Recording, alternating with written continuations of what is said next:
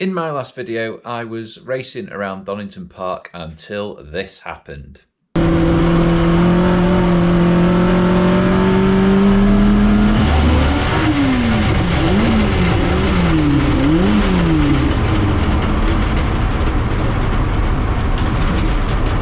So second race, very nearly at the end, powering out of the first corner and bang, lost all gears. So it unfortunately looked like a gearbox issue. So got the car back home, emptied the drain on the gearbox, and this came out. So as you can see, it would appear that my gearbox is now toothless.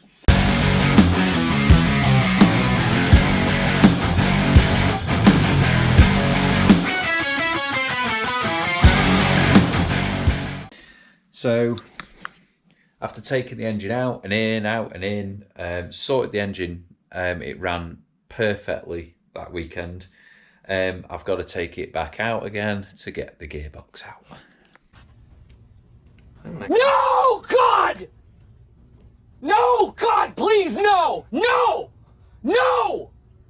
No! So, I've already disconnected everything, and it's basically ready to lift out now. And after we've lifted it out, I will take the top off the gearbox cover and we can have a little look to see just how bad the damage is. So let's get this lump back out again. So the engine's now disconnected out of there, yet again, getting good at it, I'm also getting really bored of things. So here's the engine, I'll drop it down onto its stance and safe, and then we'll be able to open up this and see just how much damage there is in there. So it's on the floor, and so let's have a look in here.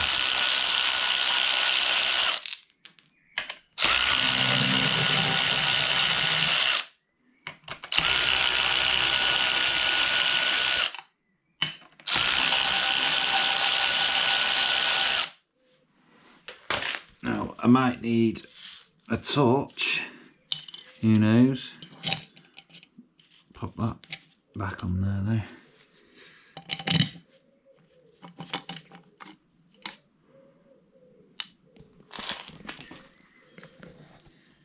though. Ooh.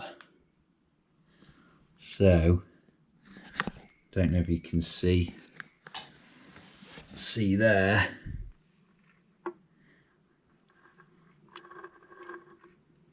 That is absolutely shredded.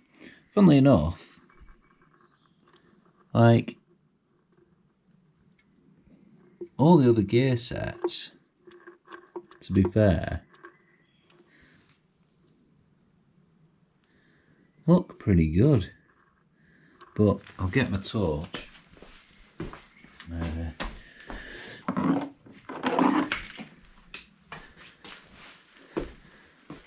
So that might help.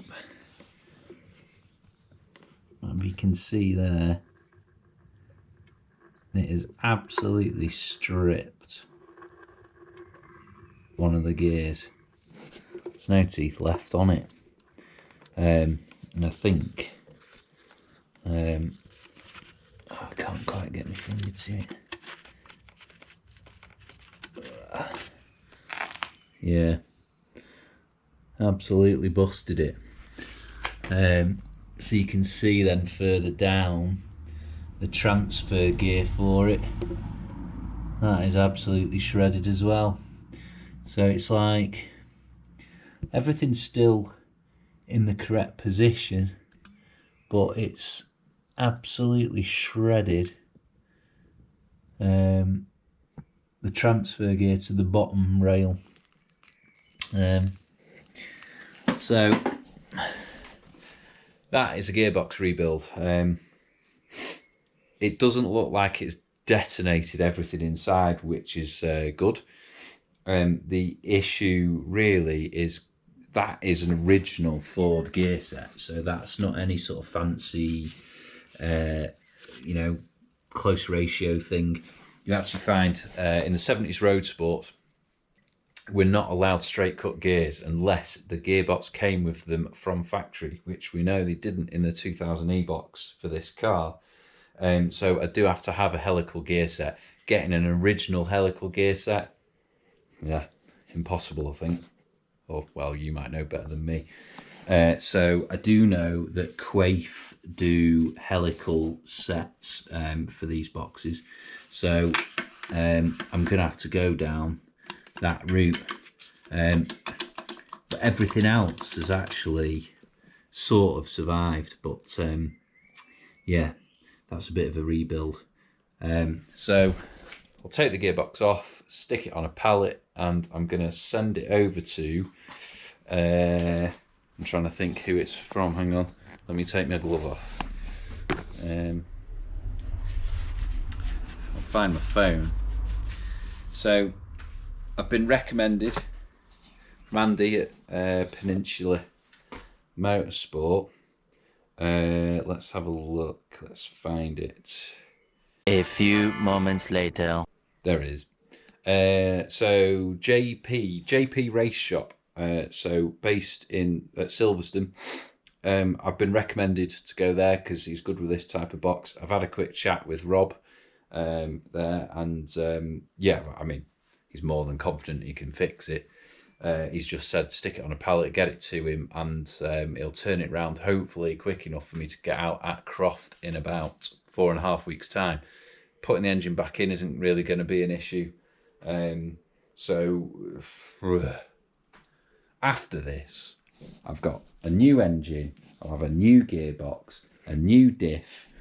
If anything else blows up in this whole transmission side of things, I am going to cry. But that's the end of this video. Next video probably be when I get the gearbox back, because other than that, everything else is decent on the car. So it might be a few weeks. Maybe I'll do something in between, maybe about equipment or suits to wear, that sort of thing. Who knows? But until then, I will see you later.